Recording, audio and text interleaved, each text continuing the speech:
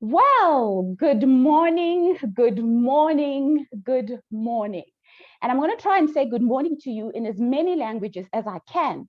And I hope I get it right. And if I don't, please forgive me. So I'm going to say good morning, first of all. And I'm going to say buenos dias, bon dia, bonjour, e caro, salbona. Welcome, speakers. Welcome, moderators, panelists, sponsors, delegates, organizers, and the team behind the scenes. Welcome to the Africa HR Forum 2021, Africa's premier HR gathering. The Africa HR Forum is a pan-African conference that seeks to provide a unique opportunity for HR resource leaders, human resource leaders and practitioners across Africa to share ideas on innovative approaches that elevate industrial standards and discuss challenges associated with their practice. The 2020 Africa HR Forum webinars were a proactive solution identification platform that engaged stakeholders, including key decision makers and government officials operating in various key sectors that contribute towards the development of the Africa economy. The 2020 Africa HR Forum was indeed a pan-African platform with over 27 African countries represented and attended by 577 professionals operating across key sectors of the economy, which resulted in informing the general public about the effects of COVID-19 on the economy, identified policy responses to be implemented to mitigate the effects of the crisis, and forecasted policy reforms and sustainable solutions to be implemented following the crisis. We are now preparing to launch the second edition of the Africa HR Forum today, the 21st of October, and tomorrow, the 22nd of October, 2021. The theme of this edition of the Africa HR Forum is reimagining talent managed practices to foster workforce skills in response to the advancement in technologies and market needs. I'll repeat that. The theme for this edition of the Africa HR Forum is reimagining talent management practices to foster workforce skills in response to the advancement in technologies and market needs. This edition will feature insightful keynote addresses from experienced leaders and dynamic panel discussions hosted by Pan-African HR bodies and led by industry experts from all across Africa. That is exciting. I love to see Africa coming together. The Africa HR Forum 2021 will be broadcasted live in English and in French. So what I would like to do now is I would like to remind all our French-speaking participants to turn on their French interpretation in your Zoom application by simply clicking on the interpretation symbol and selecting French. And for all our participants, in order for you to attend every panel session, you will have to return to your email inbox where you received the link to the panel sessions and simply click to the next panel session. And that's how you're going to get in. And please make sure that you click on time because we will definitely start on time for each session for us to be able to finish on time. So we welcome all our attendees today as we embark on what promises to be an engaging and fruitful discussion today and tomorrow, and which will allow us to gain strategic insights on key issues associated with the practice of human capital management across Africa. I am your MC for the next 2 days, and my name is Zah Mabuto Oladipo, and I am a facilitator of change in organizations through people. And I spend my life asking the hard question, who are you? And bring the best out of you. So I look forward to spending the next 2 days with you. We are now going to move into the very important part of this section, which is the opening ceremony. And for that, I am going to hand over the opening ceremony that will be presided by the Director General of Labor of the Ministry of Labor of Equatorial Guinea, His Excellency, Senor Don Angel Francisco Ngoma Nchama, who will then be followed by the United Nations Development Program Representative in Equatorial Guinea, which is Dr. Elise Cho Nune, and who will then be followed by the next keynote speaker, the President of the African HR Confederation, Mr. Arif Salaru. So now I will hand over to the Director General, Senor Angel Francisco Ngomo Cha. And I would like to remind you that we just have 20 minutes for the session. So if you could divide that section amongst yourself. Over to you, Your Excellency. Thank you. Thank you. Merci y muchas gracias por concederme la palabra en este evento. En este acto estoy hablando en representación del excelentísimo señor ministro de Trabajo, quien no se encuentra en la ciudad de Malabo por razones de agenda. Para nosotros, el Ministerio de Trabajo, Fomento de Empleo y Seguridad Social de Guinea Ecuatorial, es un honor poder trabajar por segunda vez esa iniciativa, ¿no? La primera vez que pensamos organizarla presencial no pudo ser posible. Ahora, igualmente, con la llegada de la COVID-19, está siendo virtual, incluso un poco más restringida que la primera vez, pero como gobierno, como Estado africano, el gobierno de la República de Guinea Ecuatorial se siente enorgullecido por liderar esta iniciativa. Cierto es que la primera vez tuvimos doble participación a nivel del gobierno, el Ministerio de la Función Pública y el Ministerio de Trabajo, Fomento de Empleo y Seguridad Social. Esta vez aparece ahora el Ministerio de Trabajo en esta ceremonia de apertura, en esta segunda edición, que para nosotros constituye un honor. En primer lugar, como todo el mundo sabe, la situación económica de los países africanos no era la más loable a mediados del año 19, porque países productores de petróleo como Guinea Ecuatorial habíamos tenido dificultades con la bajada del crudo desde el año 2014 de manera brusca.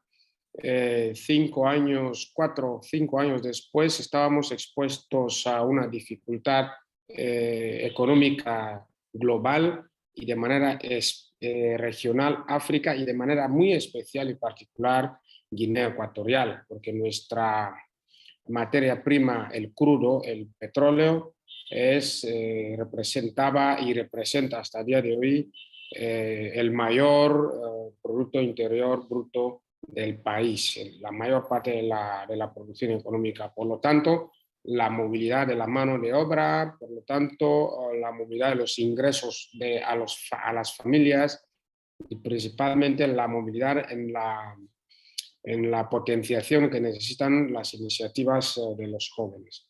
Ahora, una vez que llega la COVID-19, se bloquea el sector económico, se bloquean la movilidad, la movilización de personas, se bloquean muchas cosas. El país dicta decretos de cierre de actividades económicas en la mayoría y trata de potenciar meses después a través de otros decretos que aprobaron el Fondo para Garantía de Apoyo a las Pequeñas y Medianas Empresas con miles de millones de francos céfaras. pero se siguió la situación y no hubo solución para pensar que estábamos mejorando, porque se pensaba que la situación iba a ser pasajera después de unos meses, pero la situación persistió y el impacto en el sector sociolaboral ecuatoguineano fue muy grande. Por esto, muchas empresas en Guinea Ecuatorial y en toda África cerraron y despidieron a muchos trabajadores.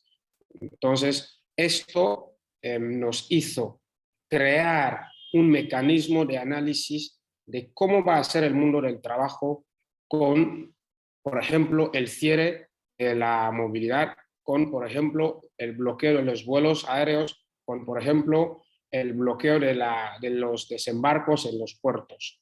Entonces, la idea que se estaba planificando y discutiendo en la Organización Internacional de Trabajo relativa a la iniciativa del futuro del trabajo que todos queremos, se vino a ser más necesaria que antes. En 2015 se estaba discutiendo sobre que esta idea sería puesta en marcha a partir del año 2030, pero con la llegada de la COVID-19 hace 2 años, el país, el mundo del trabajo se vio presionado para desarrollar otras formas de trabajo. Y el Ministerio de Trabajo de Guinea está consciente, al igual que muchos gobiernos del mundo, muchos gobiernos africanos, de que el teletrabajo, la automatización de servicios, la mejora y la creación de estructuras de administración digital de las empresas, de los gobiernos y de más organizaciones económicas es la base para que cualquier organización económica o institución pública pueda persistir y pueda ser productivo a día de hoy. Porque a día de hoy ya va siendo muy difícil pensar que todos los trabajos se seguirían ejecutando como desde que cuando nació la Organización Internacional de Trabajo prácticamente en el siglo XIX y que al final todos los pueblos y todos los países están ahora expuestos a ver los perjuicios de esta forma del mercado de trabajo. Por eso en Guinea, por ejemplo, se ha regulado suficiente sobre la utilización de las nuevas tecnologías, con más de 5 disposiciones normativas que regulan, por ejemplo, la protección de consumidores, la protección de datos, las comunicaciones por Internet, el resto de telecomunicaciones, la protección de los derechos de los que van a utilizar las nuevas tecnologías. Con la llegada de la COVID-19, también en Guinea se ha acelerado la utilización de las nuevas tecnologías con celebración de reuniones digitales, el desarrollo de actividades laborales que no hace falta que un trabajador vaya, por ejemplo, en profesiones como contabilidad, por ejemplo, en profesiones como gestión de recursos humanos, con tal de que a uno le vayan dando muchas veces, le van dando datos, muchas veces no es necesario que reciba a la persona en físico o que dé informes en físico. I'm just going to remind you that we're running out of time. Okay, Thank you. Just a little bit time more. Por lo tanto, para nosotros va siendo hora de que África se despierte, de que África se conecte al mundo. Los esfuerzos de Guinea, de Camerún, de Nigeria, de Sudáfrica, de Senegal, de Egipto, deben unirse para que haya una única conectividad, la cual todos los países africanos podamos presumir de haberse conectado al mundo a través del uso de las nuevas tecnologías, y el personal que va a hacernos posible esto son los recursos africanos, los recursos humanos africanos, que a día de hoy son ya competentes para poder afrontar esta nueva realidad. Por lo tanto, en nombre del ministro de Trabajo del gobierno de Guinea Ecuatorial, les damos la bienvenida a este evento y deseamos que esta segunda edición fuera un gran éxito irrepetible y que cuando las condiciones lo permitan podamos vernos todos en Malabo de manera presencial. Muchas gracias. Thank you. Thank you so much. See you. Thank you so much, Your Excellency. Thank you for that. I would like to hand over now to the United Nations Development Programme representative in Equatorial Guinea, Dr. Elise Prince Chonune. Over to you, Dr. Elise. Thank you very much. Can you hear me? Yes, we can. All right. Good morning, everybody. Excellence, Director General of Labor, Ministry of Labor of Equatorial Guinea, President of African HR Confederation, Madam the Moderator, ladies and gentlemen, good morning. As resident representative of the United Nations Development Programme in Equatorial Guinea, it is a great pleasure for me to share with the Africa HR Forum our vision about innovative management of human resources, particularly in this time of COVID.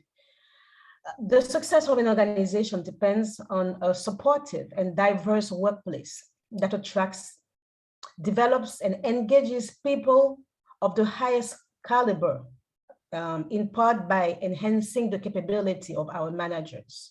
And equally important is the organization's ability to develop a shared culture based on teamwork and collaboration, guided by shared values, and which fosters high performance, results focus, agility, and innovation.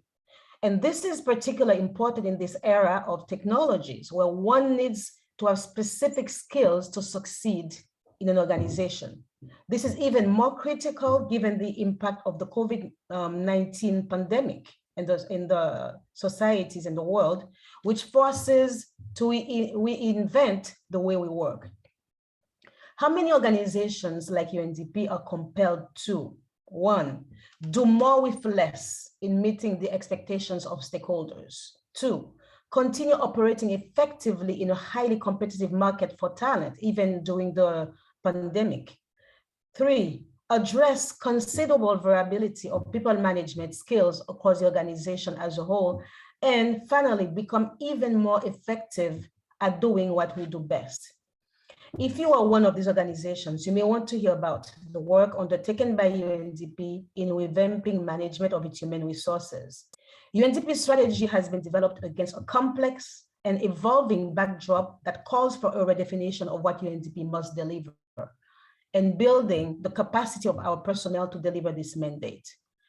In the words of our administrator, Mr. Achim Steiner, by investing in our staff, we invest in each other's future, building an organization that meets current and future challenges. And for this purpose, UNDP has established and is already implementing an innovative human resources management transformation program that we called People for 2030. It is a 3-year strategy in which each and every person in the organization has a stake. And based on the new market needs, advancement in technologies and competition, People for 2030 focuses on several areas. Strive for excellence in all that we do, enhance career experience at UNDP, deploy our staff strategically, develop our personnel and our managers, take care of our staff and its talent, encourage and enhance our diversity, and attract and select the best talent. With the above in mind, a culture shift and significant change in the quality of human resources management was required. And as such, it was proposed to take the following proposed measures and actions. A, to implement a... Have 2 minutes left. Sorry, sure. 2 minutes left. 2 minutes, sure. So thanks to this strategy, our organization has been able to transform the way we manage the 20,000 people who work together in the 170 countries. So, ladies and gentlemen, I presented to you the snapshot of UNDP to give you an idea of the importance of thinking outside the box when it comes to managing our human resources. And therefore, the development of an optimal professional or work career should no longer be exclusively in the hands of the staff himself or herself. It is the HR professionals that should be simultaneously and constantly in charge of offering improvements and opportunities for their workforce.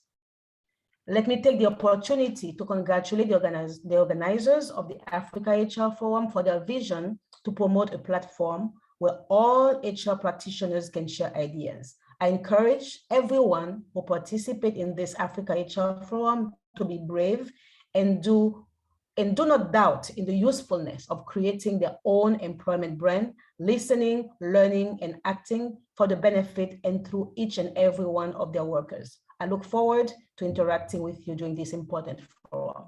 Thank you.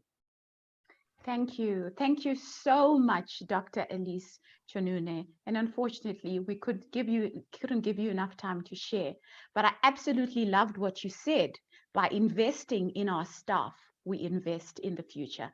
And in turn, we invest in our continent, Africa. Thank you so much for that.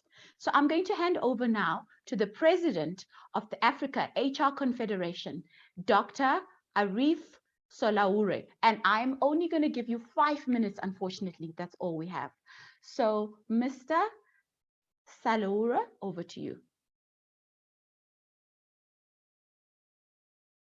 Please unmute so we can hear you.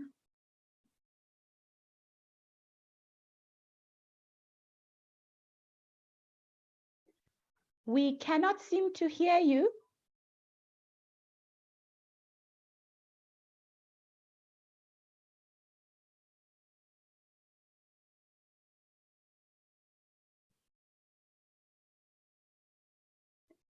We still cannot hear you.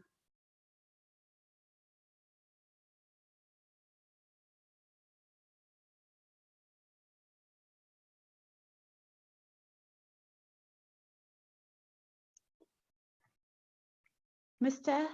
Salauru, we can't hear you. I don't know what is happening because we could hear you before.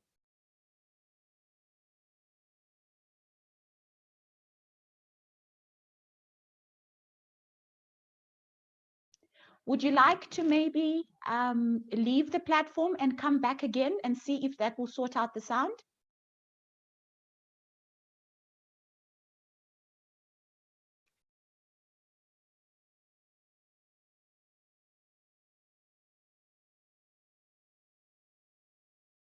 And while they're sorting out the sound, maybe back to you, Dr. LC. What was the most fascinating thing that you found when the research was done? Well, the research was done across all the countries. We had to include every aspect of the society because, you know, it's a diverse organization. So we have people coming from different backgrounds. So it was very useful to see and very interesting to see how people see things differently across the globe. People in Africa, people in Asia, the way they see the human resources. Some of them were a bit more liberal in terms of managing their time. I think he's on now, and others were a bit more conservative. So it was very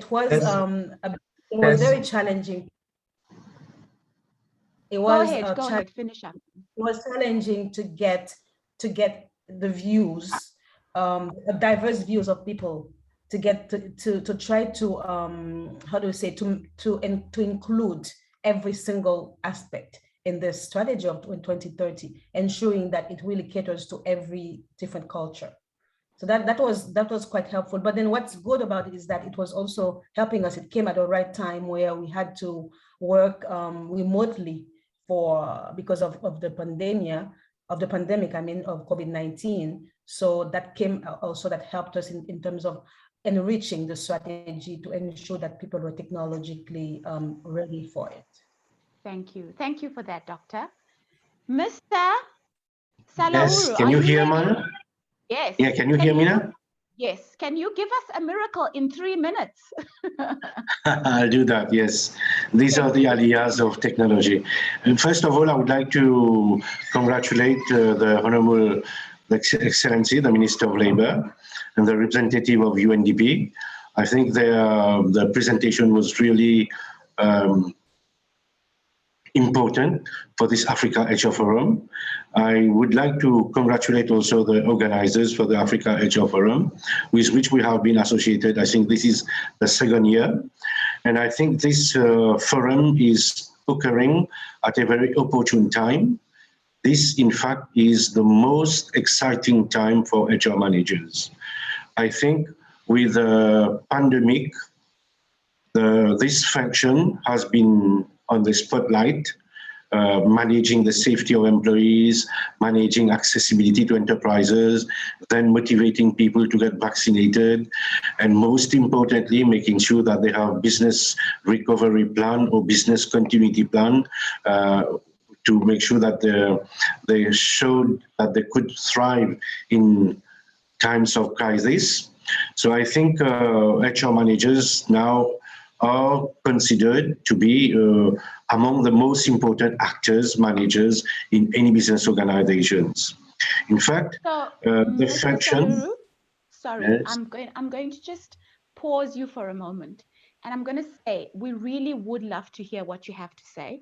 And I have just requested to see if we can move you to the closing ceremony and give you enough time to be able to share what you need to share than for us to rush through it. Because Okay, thank you very much. Okay, so thank you let's so do much. it this way. Yes, and let's move that tomorrow, and you can share with us with enough time at the closing ceremony.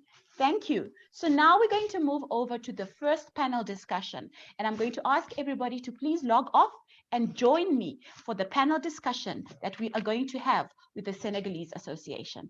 See you in the next panel. Thank you.